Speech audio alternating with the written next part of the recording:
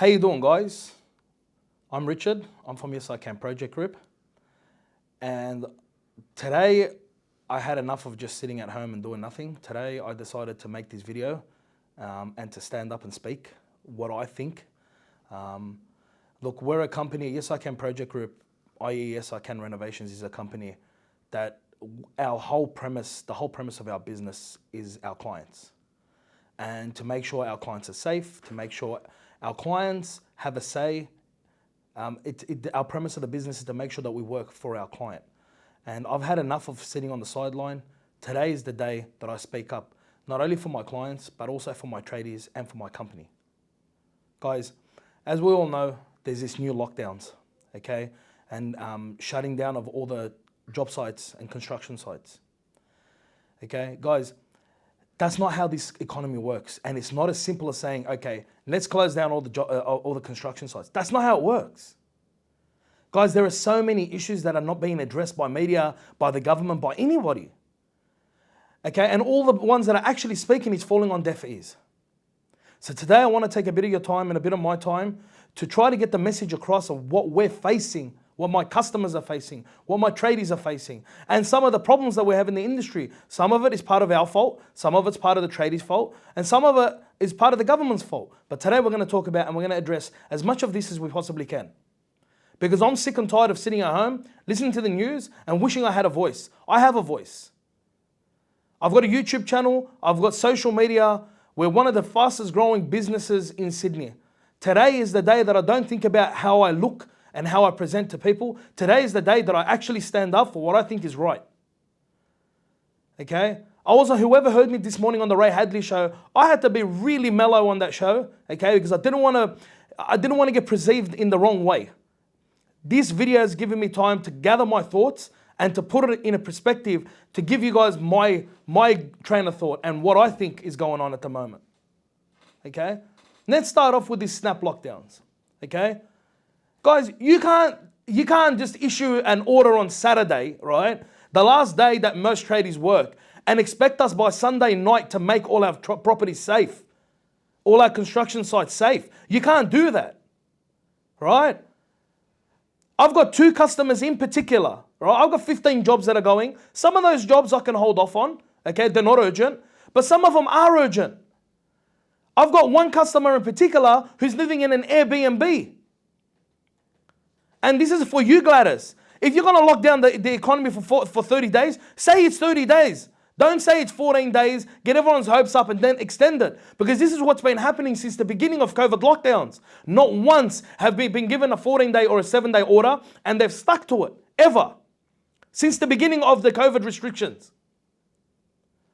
You got to understand, when you close down the building industry, there's great ramifications for the industry. There's going to be a lot of money lost. There's going to be a lot of people that are under stress. You're going to have people that are going to go into depression. There's a big problems that could arise from your decision to close down the industry. Now, I'm all for keeping my customers safe. I'm all for keeping Australians safe. I'm a team player, okay? I'm not a conspiracy theorist. I'm not a guy who's going to sit here and pretend like, you know, the government's lying to us. I don't do that. I look at facts, hard facts. Let's start with my business. I spend $60,000 a month on advertising, thereabouts. I get about 10 to 15 leads come in every single day.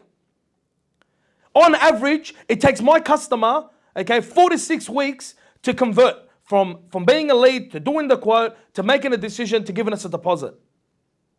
If I'm unable to do quotes for 14 days, let's say hypothetically this is the first time they ever stick to to what they quoted. Let's say 14 days. Okay? Those 14 days are going to affect me for more than a month. It could take me up to 6 weeks. 6 weeks. Okay, to come back from that. I live in the Liverpool LGA. Okay? Does that mean I'm not allowed to quote? And if I'm not allowed to quote, then are my competitors allowed to quote? Because if my competitors are allowed to quote, then that puts me at a disadvantage, which is unfair for me and my business. Yes I Can Project Group has put everything in place. We've got QR codes on all our job sites. We actually supply hand sanitizer to all our job sites and our tradies. All our tradies must sign in, okay, and all our tradies must wear face masks. Short of making our tradies do COVID tests, which we're going to get to in a minute, we're doing everything in our power to be compliant. We do weekly updates, sometimes a couple of times a week, to keep our customers in the loop, to keep our tradies in the loop. We've got project managers that are enforcing, okay, our code of conduct in terms of the coronavirus. So you tell me, Gladys, has anyone been discussing about quoting? And if we can't do quoting, who's going to pay me for the $60,000 that I'm going to lose as advertising this month? Tell me. Because it keeps compiling. It's not like once the economy opens, you can do the quotes. You can't do that. I can't do 300 quotes. Because it just keeps compiling. So who's going to pay me for my losses? On top of that, I've got two customers in particular that I want to talk about today. I've got one customer, okay, that their bathroom's completely stripped out. They're living in an Airbnb. Now, for those of you who have never lived in an Airbnb, go find out how much it costs. Who's going to pay this customer their loss? And is their bathroom classified as an urgent or an emergency situation? I've got another customer that we finished the strip out on Friday. We were on site discussing, okay, the plans for this week, okay, talking about variations and damages that we found and other bits and pieces and bobs that we found there. When we got the news about the lockdown, Gladys didn't even give us time to bloody secure sites properly. Tradies don't work on Sundays. If you're going to drop this information late morning on Saturday, how do you expect us to make safe our job sites, okay? And get our job sites to the point where we can comfortably lock them down. If you've given us this information on Saturday and expect us to do it by Sunday night, how does that work? Had you given that information earlier on in the week, I wouldn't have started that job site. That's stupid. If you're going to announce something as big as shutting down the building industry, why don't you do it on Monday? Because on Monday, okay, it gives us time, and you give us, 4 or 5 days to act on that. It gives us enough time to do what we have to do to make sure that electricals are safe, to make sure that plumbing is safe. That customer that I just mentioned, the one that we were there on Saturday, on Sunday night, her hot water heater, it was supposed to be, because we had to leave in a rush, her hot water heater blew up. Okay, one of the valves stopped working. It sprayed water all over the electricals. Then she had no hot water and no electricals for the entire Saturday night. So Monday, I had to get myself some emergency tradies out there to go out there and do the work. And then the problem that you have with that is most tradies don't want to get fined because they're scared of Gladys Berejiklian. Come on, guys.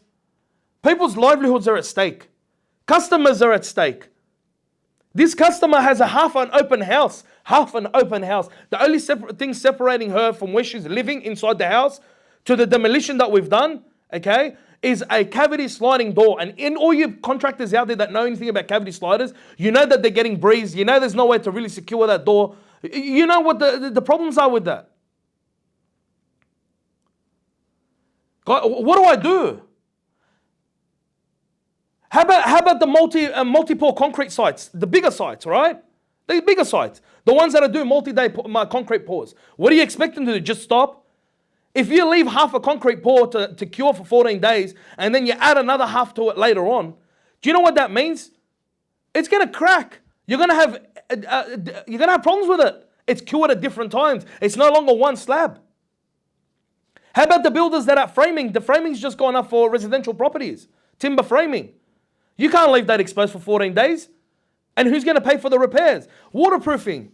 If I've waterproofed one of my bathrooms, I've got 2 of them, I'm getting phone calls from my waterproofing saying you're going to have to re-waterproof because you can't leave them exposed for 14 days. Is that classified as an emergency?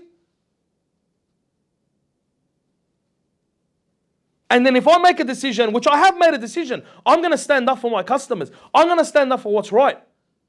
Right? When my guys go out, they're going to be tested, they're going to have QR codes, they're going to have masks, and these customers are an emergency. But then who knows with what's currently happening in the news, what you see in the news, who knows what the police officers are going to think.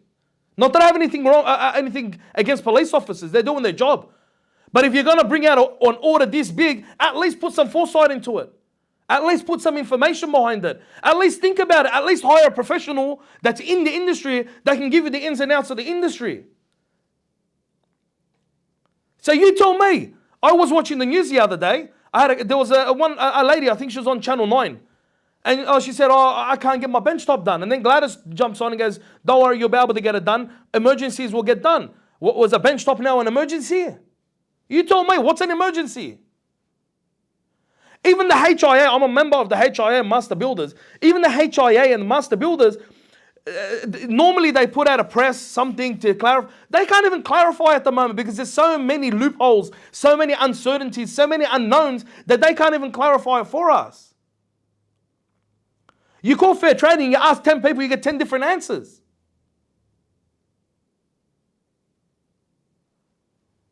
And for you tradies out there, yes, you tradies, right? For you guys, and look, I got nothing against people believing what they want to believe, right? Okay, before I get to the tradies, the idiots that are putting, videos out there, and excuse me, man, I've had enough. For those idiots that are saying doing a COVID test is going to kill you because of all this stuff that they sterilize it with, mate, do your bloody research, mate. Stop bloody putting false information out there so you can get fame on bloody Facebook. There's people's livelihoods at risk. If you're sitting at home making money off fame, there are other people that are losing money and losing their livelihoods and going through depression and psychological pain because of your stupidity. And for the tradies that want to believe that a COVID test is going to kill you, at least do your bloody research. At least do your test. Don't be a sheep. Do some research about it. They use that same stuff to sterilize pretty much everything in the hospital. If you've ever done surgery, if you've ever got jabbed with a needle, anything, that's all being sterilized in the same way with the same products. What do I stand, guys? What do I stand? I've got tradies who don't want to do a COVID test because they're all conspiracy theory where they're trying to kill us. Okay? I've got customers who have no bloody half a house missing. They're forced to work from home with no kitchens, no bathrooms, no nothing.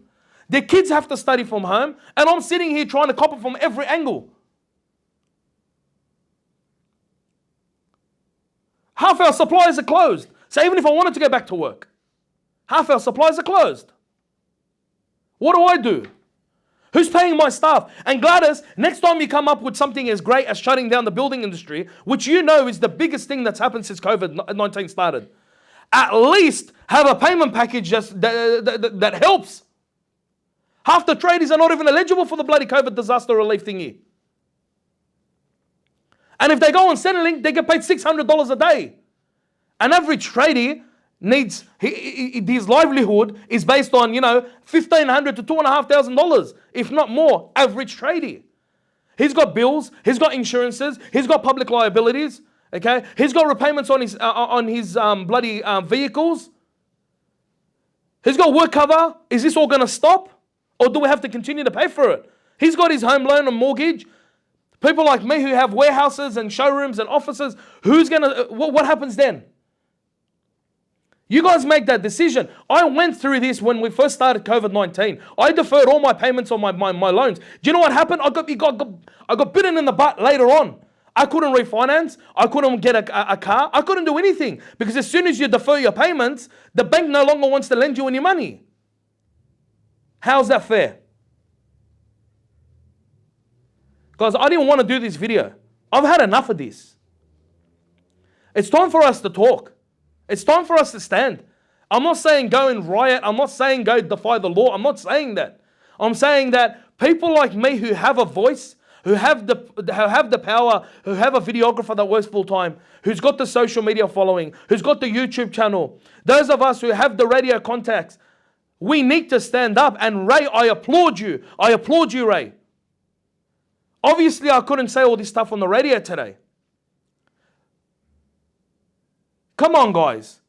Mate, I am going back to work. I'm sending my boys back to work, okay, on the emergency job sites. What I'm going to classify as emergency are people that are living without a bathroom, are people that are living in an Airbnb, are people that are living in half a house. These people are an emergency. But then it leads to the fact that if you're going to do those kinds of works, what stops? Who's defying what's emergency situation and not an emergency situation? You tell me.